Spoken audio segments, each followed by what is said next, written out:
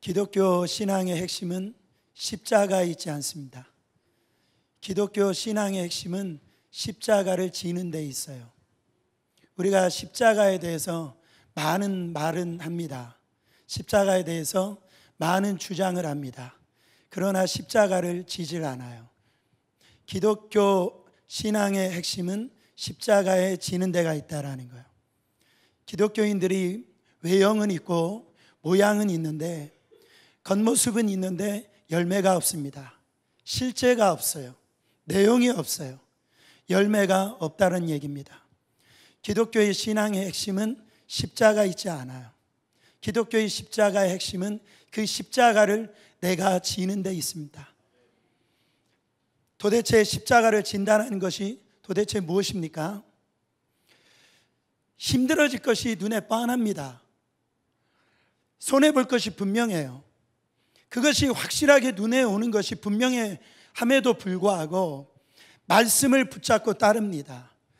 현실의 상황과 현실의 논리에 지배당하지 않아요.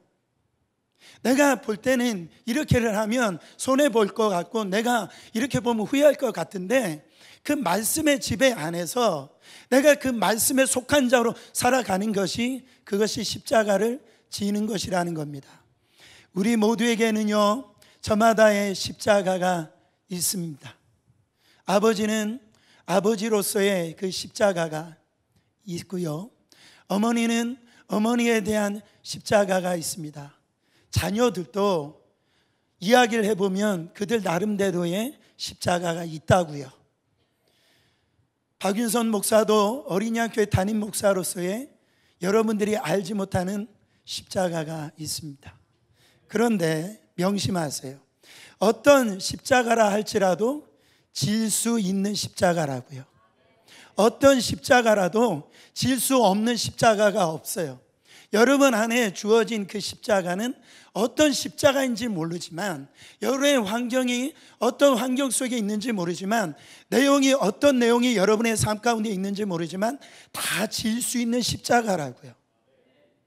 신앙생활을 하면서 십자가를 회피하고 우리의 영혼이 살고 축복받는 일은 결단코 없습니다. 새 날개가 무겁잖아요. 그렇다라고 해서 새 날개를 잘라버리면 그 새는 날지 못 날릅니다. 여러분, 배 돛이 있잖아요. 돛. 이것이 무겁다라고 해서 이거를 잘라버리면 그 배는 항해를 못하는 거예요. 옛날에 그 시계추 있잖아요. 시계추, 긴 시계추. 그게 무겁다라고 해서 그거를 잘라버린다라고 하면 그거는 시계의 기능을 하질 못한다고요. 우리가 이 기독교의 신앙의 핵심은 십자가를 지는 데 있는데, 성도의 이 십자가가 무겁다라고 그 십자가를 던져버린다면 그것이 축복이 되지 않는다고요. 우리의 신앙생활에 기쁨이 되지 않는단 말입니다. 요새 신령하다는 분들이 참 많이 있습니다. 마지막 때가 되니까 아주 신령한 분들이 많이 나타나요. 그래서 환상도 보고 막 천국도 두세 번 갔다 오고 막 이렇게 예언도 하고 신유도 하고 다 그렇게 하시길 바랍니다. 할렐루야. 그런데 그런 분들이 최고의 신자일까요? 아니다라는 거예요. 최고의 성도는 하나님이 주신 그 십자가를 지는 성도가 하나님이 받으시는 최고의 성도들이라고요. 여러분, 우리는 그럼 어떻게 십자가를 질 수 있습니까? 우리의 항상 신앙생활의 모델은 예수 그리스도입니다. 그분이 어떻게 신앙의 십자가를 지셨는지 그 의미를 우리가 알면 되는 겁니다. 사도 바울은 오늘 로마서 5장 6절과 8절 말씀에 있어서 이렇게 얘기합니다. 우리가 아직 연약할 때 기약대로, 이 말은 정하신 대로 그리스도께서 경건하지 않는 자를 위하여 죽으셨도다. 8절 보세요. 우리가 아직 죄인 되었을 때 그리스도께서 우리를 위하여 죽으심으로, 아직 죄인 되었다란 말이 뭡니까? 우리가 여전히 하나님 아버지가 원수가 되었을 때에, 그리고 우리 아버지 하나님과 여전히 기쁨이 되지 못했을 그때에 그때 그리스도께서 우리를 죽으심으로 하나님께서 우리에 대한 자기의 사랑을 확증하셨답니다. 그것이 십자가라는 의미입니다. 로마서 오늘 5장 읽었던 이 6절, 이 8절의 내용을 가지고 십자가의 의미를 세 가지로 정리할 수 있어요. 첫 번째, 십자가는 뭐냐? 원래 이 십자가는 우리가 져야 될 십자가였어요. 근데 주님이 대신 지셨다라는 거죠. 두 번째로는 우리가 경건하지 않아요. 약하고 약한 존재예요. 약한 죄인인 우리가 하나님으로부터 징계를 받을 수밖에 없다고요. 그런데 이 징계를 받지 않도록 떡 버티고 있는 것이 십자가라고요. 마지막으로 이 십자가의 의미는 단순히 이 죄의 결과가 무엇인지를 보여주거나 아니면 이 징계를, 하나님의 징계를 가로막는 그런 정도가 아니고, 이 예수님의 십자가가 아버지 하나님의 사랑을 보여주는 증거라는 거예요. 그게 십자가라는 겁니다. 그런데 예수님은 이 십자가를 어떤 마음으로, 어떤 태도로 십자가를 지셨습니까? 예수님께서 이 십자가를 지실 때 어떤 마음으로, 어떤 태도로 십자가를 지셨어요? 제가 오늘 아침에 정창북 전사님하고 차를 타고 오는데, 제가 오늘 설교가 무거운데 전사님 이거 어떡하죠? 그랬더니 전사님이 저한테 그러는 거예요. 무거운 설교도 가끔 들어야 됩니다, 그러는 거예요. 그래서 제가 얼마나 은혜를 받았는지 몰라요. 박수 한번 해주세요. 네? 항상 사역자는 그 담임 목사를 좀 기쁘게 해줘야 돼요. 이거 고난주간에 할 설교를 지금 하고 있으니까 어쩌면 여러분 부담스러울지 모르지만 이따 설교 마무리할 때 보면 제가 말씀 전하는 이유가 있습니다. 예수님께서 이 십자가를 어떤 마음으로, 어떤 태도를 지셨을까? 우리가 이 두 가지의 어떤 마음을 우리가 한번 추론해 볼 수가 있어요. 첫 번째로는 아버지의 명령이니까, 하나님 아버지의 명령이니까 하나님 아버지께서 십자가를 지라고 명령하셨으니까 어쩔 수 없이 피동적으로, 수동적으로, 불가역적으로 그렇게 졌을 것이라 생각해 볼 수도 있습니다. 두 번째로는 예수님께서 십자가를 지신 모습은 아니야, 예수님께서는 자기 자신의 목숨을 스스로 던져서 십자가를 지셨다, 스스로 자기 목숨을 던지는 방법으로 십자가를 지셨다, 이렇게 두 가지로 생각해 볼 수 있습니다. 이에 성경 곳곳을 살펴보면 예수님께서 십자가를 지신 것이 이 하나님의 명령에 의해서, 그 강요에 의해서 어쩔 수 없이 수동적으로, 피동적으로, 불가역적으로 그렇게 지신 것처럼 이해하도록, 아니 오해하도록 나타나는 구절들이 있습니다. 한번 볼까요? 로마서 8장 32절입니다. 자기 아들을 아끼지 아니하시고 우리 모든 사람을 위하여 내주시니가 어찌 그 아들과 함께 모든 것을 우리에게 주시지 아니하겠느냐.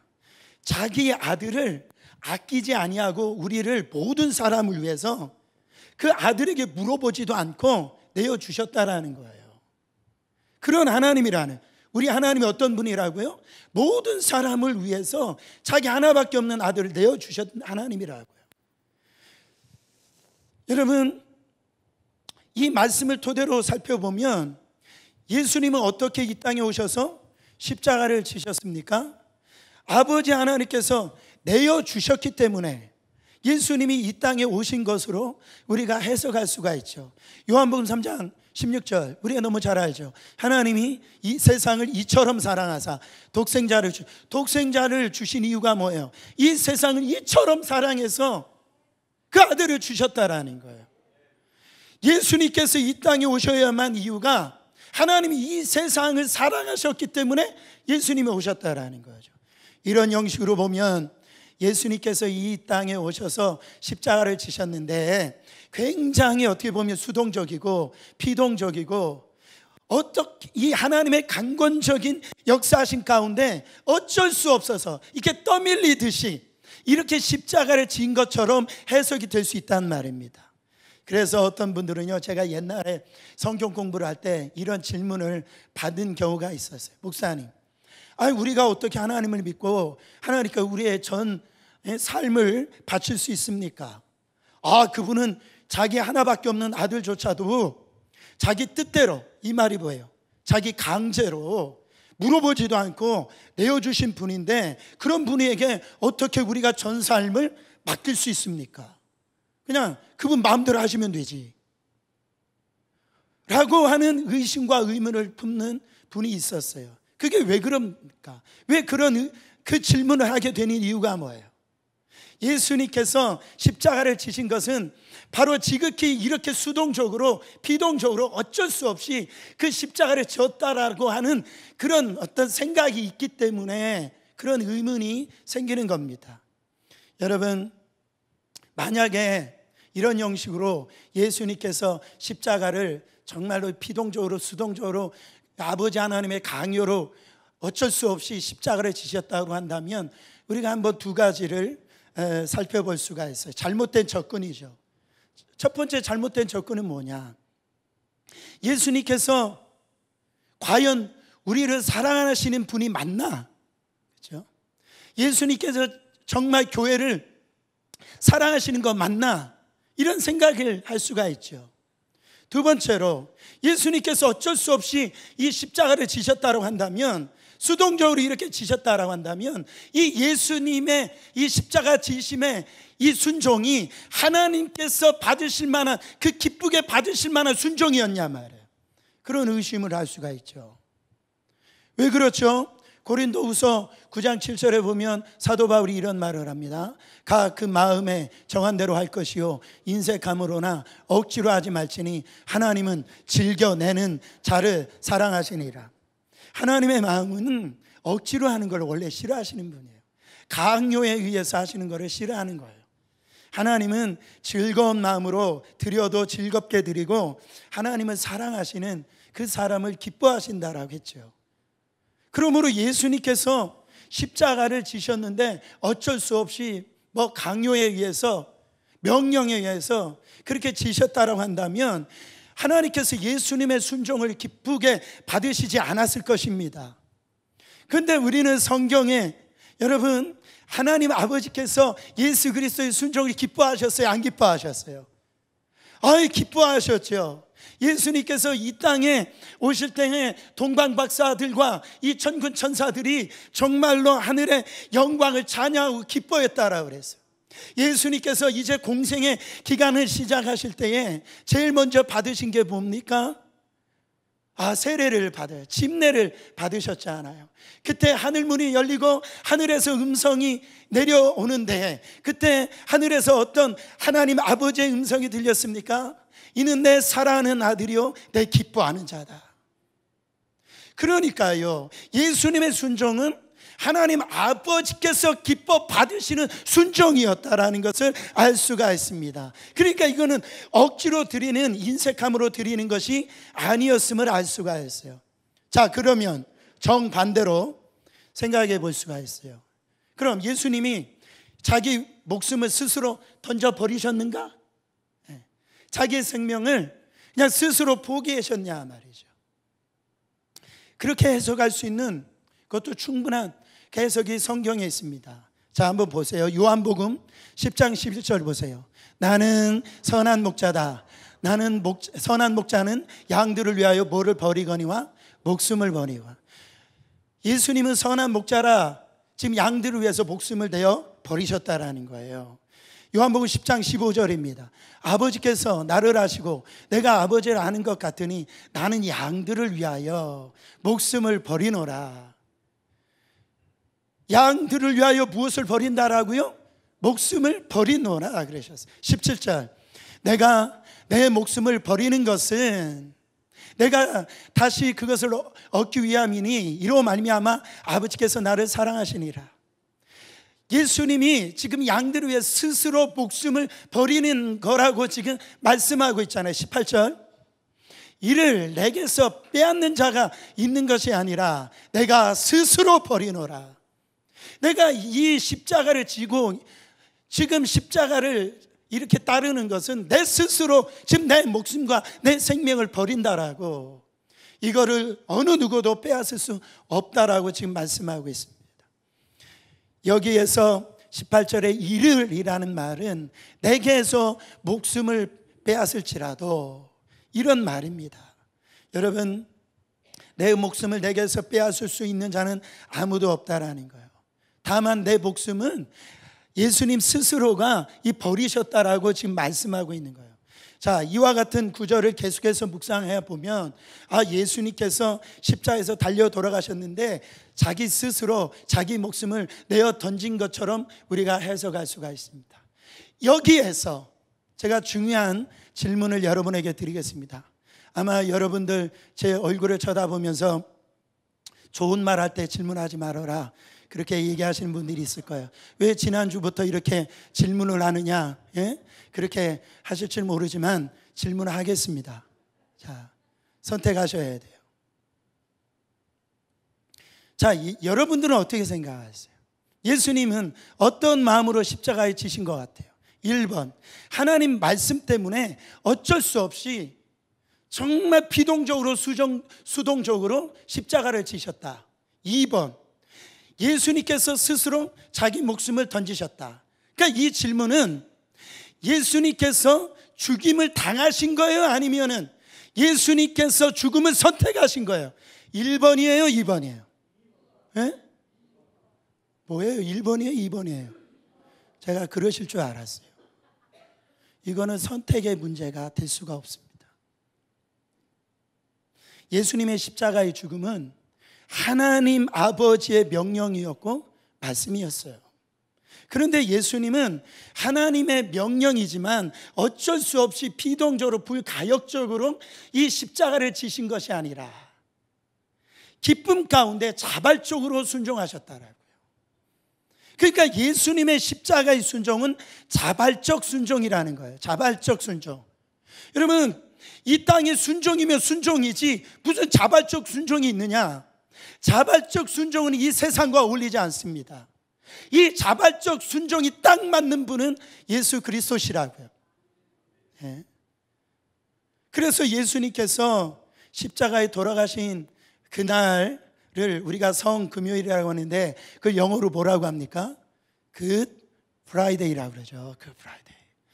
여러분, 한번 생각해 보세요. 예수님께서 십자가에서 이 돌아가신 이 굿 프라이데이가 우리에게나 어떻게 보면 하나님의 입장에서 보면 굿 프라이데이가 이렇게 될 수가 있죠. 왜 그렇습니까? 예수님께서 십자가에 돌아가심으로 말미암아 우리에게 구원의 길이 열려 있으니까 우리에게는 굿 프라이데이죠. 또 하나님의 입장에서 보면 잃어버렸던 자기 자녀들을 이제 회복시키는 그런 이 날이 되었기 때문에 굿 프라이데이가 되는 거죠. 그러면 예수님에게는 딱 한 분, 예수님에게는 그날이 굿 프라이데이가 여러분 맞을까라고 하는 의심이 생기잖아요. 우리에게나 아버지에게는 그 아주 기쁜 날인데 예수님에게는 그 프라이데이가 아니라 이거 배드 프라이데이 아니냐 말이에요. 그렇잖아요. 십자가요, 십자가. 왜 그런 생각이 들죠? 예수님의 이 십자가의 죽음을 그냥 수동적으로 비동적으로 막 불강력적으로 이렇게 어쩔 수 없이 지신 것으로 해석이 되어지면 예수님의 그 십자가가 굿 프라이데이가 아니라 배드 프라이데이가 되어진다라고요. 그러나 우리는 알 수 있습니다. 알 수 있잖아요. 그날은 우리와 하나님만 굿 프라이데이가 아니라 예수 그리스도에게도 굿 프라이데이가 됐단 말이에요. 그것을 어떻게 알 수 있어요? 성경을 통해서 알 수 있습니다. 요한복음 12장에 보면 그 제자들의 그 질문이 어떤 질문을 했는지 나오지는 않는데 예수님의 대답만은 나오고 있어요. 분명하게 예수님의 대답이 이제 예수님의 십자가 죽으심 바로 6날 전에 예수님의 이 대답입니다. 자, 요한복음 12장 23절 같이 읽어보세요. 예수님께서 대답하여 이르시되 인자가 영광을 얻을 때가 왔도다.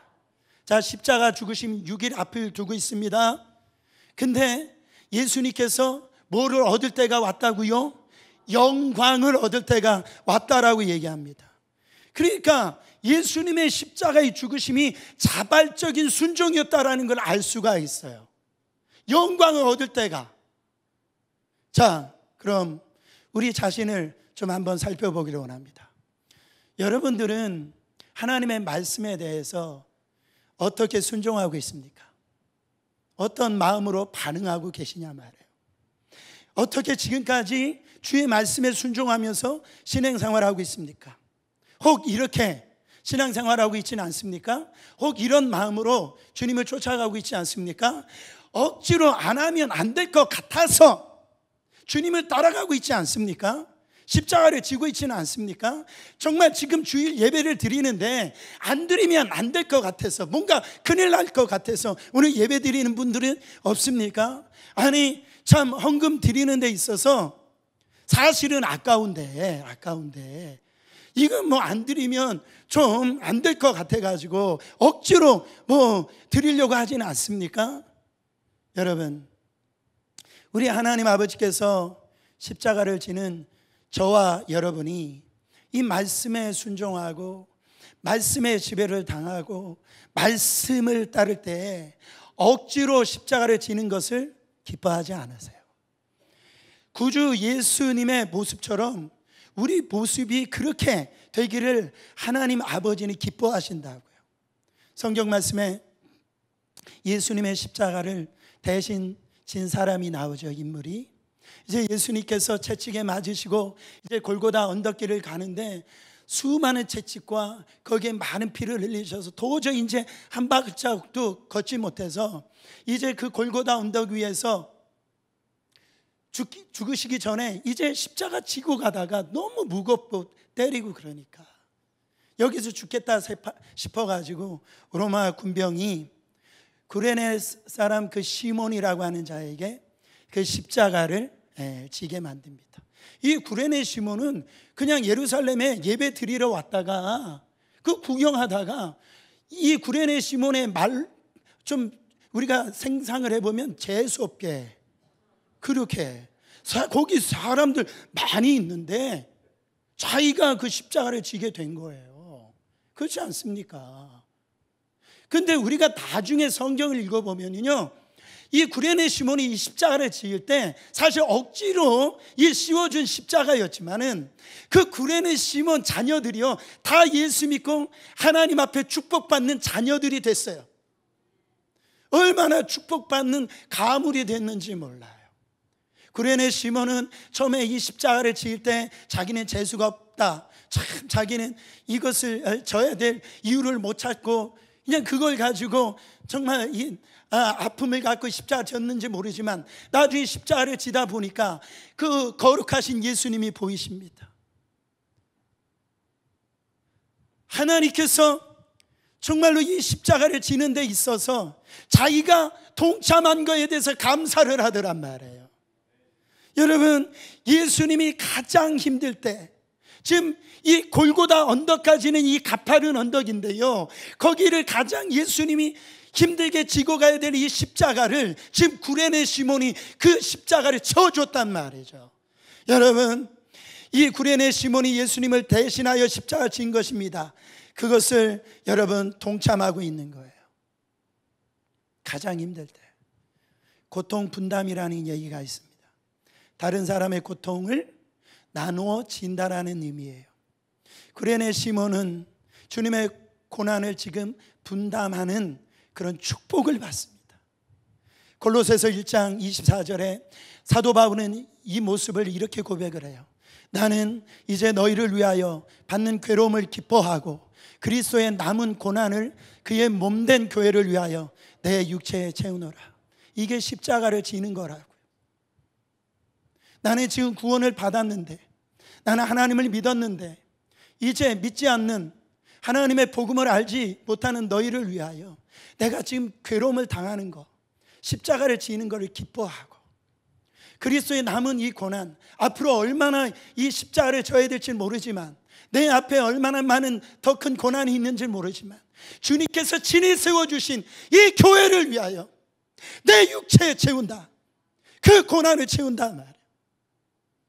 그 십자가를 진다라는 거예요. 여러분, 주님만 십자가를 지게 하고 우리는 영광만 받아서는 안 됩니다. 요즘 우리 그리스도인들은 십자가를 지려고 하질 않아요. 십자가를 따르려고 하지 않습니다. 그냥 영광만을 바라요. 행복만을 바라고 거기에서 정말 자기가 축복받을 것만 생각을 해요. 십자가를 지려고 하지 않아요. No cross, no crown이란 말이 있습니다. 예수님의 십자가가 없다면 예수님의 부활도 없는 거예요. 우리가 이 교회, 정말 이 어린이 양 교회를 섬기는 데 있어서 하나님이 세워주신 이 교회, 내 남은 삶에 여기 자기 이 속에 이 주님의 고난을 채우는 그런 사람들이 있지 않고는 이 교회가 주님의 영광을 보지 못하는 거예요. 이에 찬송가 461장에 보면 내 주를 가까이 하게 함은 십자가 짐 같은 고생이나 내 일생 소원은 늘 찬송하면서 주께 떠나가기 원합니다.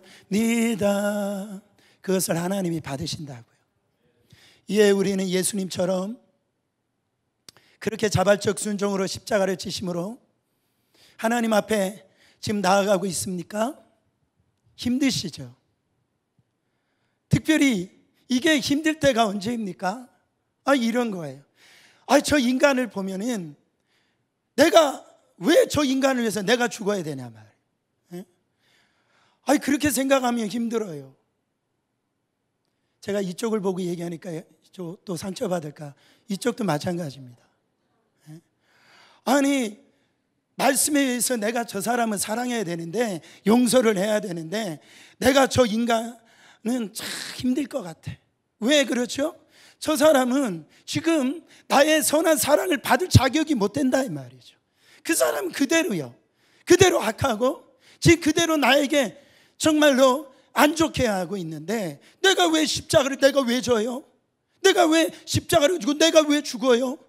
저 사람은 그 받을 만한 그런 사람이 못 되는데, 그러니까 죽는 것이 힘들어요.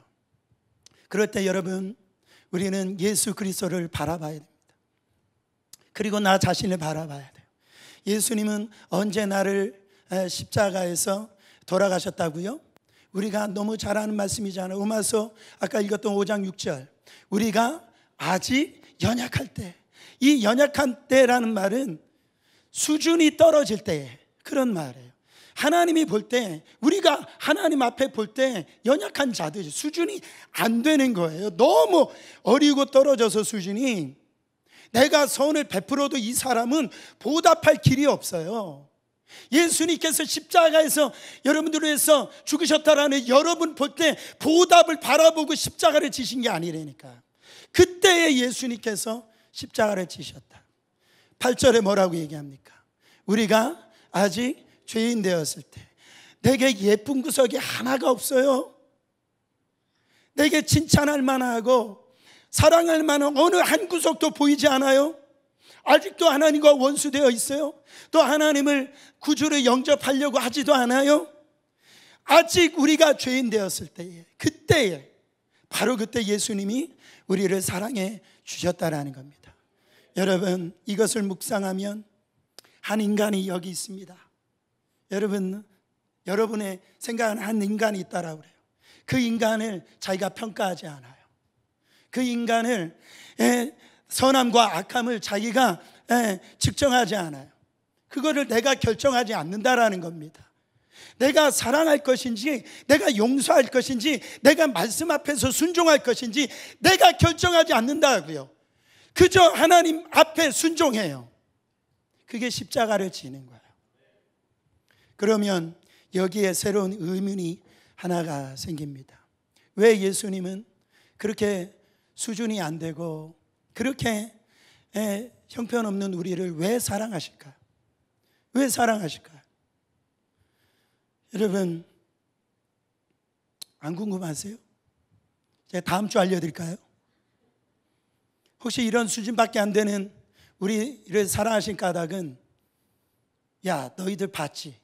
너 그렇게 수준 안 되고 너 그렇게 속세기는 너를 내가 사랑하니까 내가 얼마나 위대한 사람인지, 내가 얼마나 대단한 사람인지 너 봤지? 하며 자기 자신을 드러내고 자기 자신이 얼마나 큰 존재인지를 선전하기 위한 것이 아니었다라는 거죠. 왜 예수님이 이런 수준밖에 안 되는 우리를 십자가에서 사랑하시고 죽으셨습니까? 왜 그리 힘든 일을 감당하셨어요? 그거는 여러분 성경에 나와 있어요. 로마서 5장 8절 끝부분입니다. 하나님께서 우리에 대한 자기의 사랑을 확증하셨느니라. 이 말이 뭡니까? 아버지의 하나님의 사랑을 확증하기 위해서 예수님께서는 결코 자기 자신을 드러내거나 자기 자신을 인정해 달라고 하거나 자기 자신을 높여 달라고 얘기하지 아니하셨다는 거죠. 왜 십자가를 지셨느냐? 저 하늘 아버지가 우리 사랑하는 우리 인간들을 얼마나 사랑하는지를 보여주기 위해서 그 십자가를 지셨다고요. 그러므로 저와 여러분들은 왜 주님의 말씀에 순종을 하시죠? 왜 여러분들이 교회 봉사를 하세요? 오늘 이따 주방 왜 진교를 왜 하십니까? 그 힘든 선교를 물질 또 시간 또 이렇게 하면서 왜 우리가 선교를 합니까? 이제 제 6기 그레이스 인카운터를 누고 있는데 정말 어렵죠? 힘들죠? 그러나 왜 그 일을 왜 우리가 하는 거예요? 여러분, 그래도 목사님, 제가 구역장이잖아요. 제가 직분자잖아요. 그러니까 내가 이 정도는 해야 되는 거 아니에요? 십자가를 진다란 말을 하고 하나님 말씀 안에 순종하는 모습은 있는데 그 속의 의도가 자기를 드러내고 자기의 경건함과 자기의 의로움과 선함을 광고하고 선전하기 위함이라면 여러분, 그와 같은 십자가에서는 예수님의 향기가 드러나지 않아요. 정확하게 하나님 아버지의 그 사랑을 세상에 보여주고 확증해 주시기를 원하는 그 목적과 그 의도를 가지고 그 기대를 가지고 그 소망을 가지고 오늘 또 내가 그 좁은 길을 걸어가는 겁니다. 내가 그 헌신을 하는 거예요. 내가 그 하나님의 그 사랑의 통로로 쓰임받기 위해서 내가 오늘 또 나가는 것이 십자가를 지는 것이라고요. 나의 의로움을, 나의 헌신을 누군가 인정해주고 나의 수고로움을 누군가 칭찬해주고 그런 게 내 속에 없어요. 그걸 기대하지도 않아요. 그걸 바라지도 않아요. 오직 내가 이 십자가를 짐으로 우리 하나님 아버지의 그 사랑이 좀 확증될 수만 있다면, 내 섬김을 통해서 저 사람이 하나님의 사랑을 알기만 할 수만 있다면 나의 헌신, 나의 어떤 노력, 나의 수고, 그게 정말 하나님 앞에 영광이 되어진다라는 거예요. 제가 이 설교를 왜 하는지 아십니까? 제 설교가 케이블 방송에 나가는데 저한테 하루는 전화가 왔어요. 지난 월요일 날 일입니다. 목사님, 그 말씀을 통해서 제가 은혜를 받고 있습니다. 제가 지금 병원에 누워 있는데 목사님, 저희 병원에 와서 기도 한 번만 해주시면 좋겠습니다. 우리 교인이 아니에요. 그래서 제가 병원에 갔습니다. 가서 말씀을 전하고 기도를 해주고 그분에게 물어봤어요. 요즘 어떻게 지내세요? 이렇게 물어봤어요. 그랬더니 이분이 저에게 하시는 말씀이, 목사님, 남은 게 없어요. 그러시는 거예요. 목사님, 남은 게 없어요.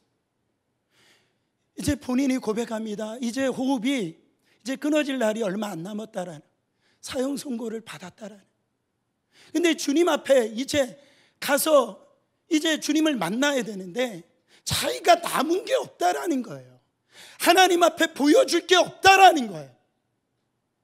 그 말씀을 저에게 하는데 제가 그 말씀을 하면서 그분이 막 우시는 겁니다. 제가 그분과 같이 울면서 기도해 주면서 정말 돌아오는 길에 제 안에 하나의 어떤 결단이 있었어요. 우리 어린양교회 성도들은 어떨까? 정말 지금 내 사랑하는, 주 안에서 사랑하는 우리 어린양교회 성도들은 어떨까? 오랫동안 신앙의 횟수를 가지고 있습니까? 그것은 열매가 아닙니다. 내가 이런 어떤 모태신앙으로 지금까지 신앙생활하고 있습니까? 그게 예배를 그때부터 지금까지 드렸다라는 것이 그게 열매가 될 수가 없어요. 자칫 잘못하면 우리가 남은 것이 없다고 하나님 앞에 고백해서는 안 될 거 아니겠습니까? 저는 그런 신자가 되어지는 교회를 담임 목회를 할 수가 없어요. 제가 그런 결단을 했어요. 우리 성도들 주 앞에서 그 순간 보여드릴 수 있는, 드릴 수 있는, 하나님 앞에 내가 정말 보여드릴 수 있는 그런 어떤 믿음의 어떤 자신감을 갖고 있는 성도들을 정말 같이 믿음으로 우리가 신앙생활을 해야 되겠다. 할렐루야. 여러분은 십자가를 지고 있습니까? 신앙생활 그 오랜 시간 동안에 말은 많이 했는데 주께서 요구하시는 그 십자가를 지고 계십니까? 힘들고 어렵죠.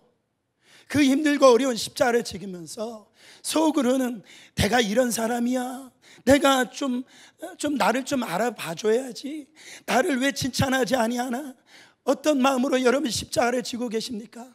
예수님은 그러시지 않았다라는 거. 자발적으로 순종하셨는데 정말 오직 하나님 아버지 그 사랑이 정말 드러나면, 그것만 확정이 되어지면 예수님은 그것이 기쁨이 되어졌다라고요. 여러분, 사도 바울이 이렇게 결단합니다. 저는 이 결단이 우리 사랑하는 성도님들의 결단이 되었으면 좋겠어요. 사도행전 20장 24절 말씀입니다. 내가 달려갈 길과 주 예수께 받은 사명 곧 하나님의 은혜의 복음을 증언하는 일을 마치려 하면은 나의 생명조차 조금도 귀한 것으로 여기지 아니하리라. 왜 이 말씀이 성경에 기록되어져 있을까요? 이게 사도 바울 한 사람의 어떤 고백이라고 하면 거기서 끝나면 됩니다. 이것이 성경에 기록된 것은 이 땅에 살아가고 있는 신자들이 주님 오실 그때까지 정말 하나님이 주신 이 생명을 아낌없이 그 아버지의 하나님의 영광을 위해서 다 드리면서 그렇게 십자가를 지면서 살라라고 그 마음을 지금 성경은 기록하고 있다라는 겁니다. 어떤 십자가 때문에 힘들어하고 계세요? 그게 남편일지 몰라요. 어쩌면 교회 문제일지도 모릅니다. 우리가 예기치 아니하는 십자가가 있을지 몰라요.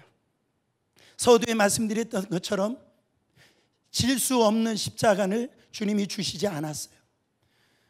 예수 그리스도 안에 있는 사랑하는 여러분, 그 십자가는 질 수 있는 십자가를 주님이 주셨단 말이에요. 이렇게 설교를 마치면 목사님 오늘 또 우리를 힘들게 하는구나, 또 무거운 설교를 하고 끝을 맺히는구나, 그렇게 생각하실 수 있을 것 같아서 기쁨을 안겨주고 설교를 마치려고 합니다. 오늘 읽은 로마서 5장 10절을 읽어보세요. 로마서 5장 10절.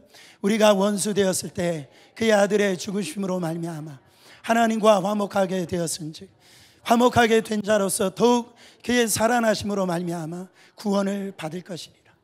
예수님의 그 십자가를 통해서 우리가 하나님하고 화목이 된 축복을 받았고요, 그리고 뭐를 받았습니까? 우리가 구원을 받았다고요. 여러분 생각을 해보세요. 여러분, 예수님의 십자가의 죽으심으로 말미암아 구원을 받았다라는 것이 큽니까 작습니까? 커요 작아요? 분위기가 왜 그래요? 커요 작습니까? 그잖아요. 예수 그리스도로 말미암아 구원 받은 것만으로도 감격스럽고 정말로 벅찬 거 아니겠습니까? 근데 여기에서 끝나지 않았다라고요. 11절. 그뿐 아니라 그뿐 아니라 우리를 화목하게 하시고 우리를 자녀 삼아 주실 뿐만 아니라, 저는 이 그뿐만 아니라 하는데 제 가슴에 막 하나님이 주시는 그 은혜가 막 흘러 넘치면서 제 눈에서 눈물이 나. 이제 우리로 화목하게 하신 우리 주 예수 그리스도로 말미암아 하나님 안에서 또한 즐거워하느니라. 즐거워하는 인생이 됐다는 거예요. 여러분, 십자가를 져본 분들은 이 고백을 알아요. 그냥 주님의 그 영광, 주님 그 은혜에 따라서 힘들지만 어렵지만 내가 십자가를 지고 이렇게 지고 나갈 때에 하나님이 주시는 그 즐거움이 있어요. 그 기쁨이 있단 말이에요. 이거는 십자가를 져본 분이 경험하는 거예요. 한 번도 십자가를 져보지 못하면 이 즐거움을 느끼지 못한단 말입니다. 이 행복을 느끼지 못한다고요. 구원은 첫 시작점이요 출발점에 불과합니다. 그 이후로 하나님께서 우리에게 또 다른 즐거움을 허락해 주셨는데요, 디도서 3장 6절부터 7절입니다. 우리 구주 예수 그리스도로 말미암아 우리에게 그 성령을 풍성히 부어주사 우리로 그의 은혜를 힘입어 의롭다 하심을 얻어 영생의 소망을 따라 상속자가 되게 하려 하심이니라. 상속을 누구한테 줍니까? 자기 아들에게 주는 거예요. 하나님께서 오늘 우리를 저 천국의 유업을 다 줄 자로 우리를 삼아 주셨다라. 여러분, 십자가 지는 거 제가 쉽다라고 얘기하지 않았습니다. 그러나 누구든지 다 십자가를 하나님께서 허락해 주셨는데 질 수 없는 십자가는 없다라는 거예요. 여러분, 순종은 자기 십자가를 지는 것이 순종입니다. 우리 사랑하는 성도들 한 분 한 분들께서 주님 만났을 그때에 여러분 주님 앞에 보여줄 수 있는 수많은 열매들이 여러분 안에 풍성히 맺어지시기를 예수 그리스도 이름으로 축원합니다.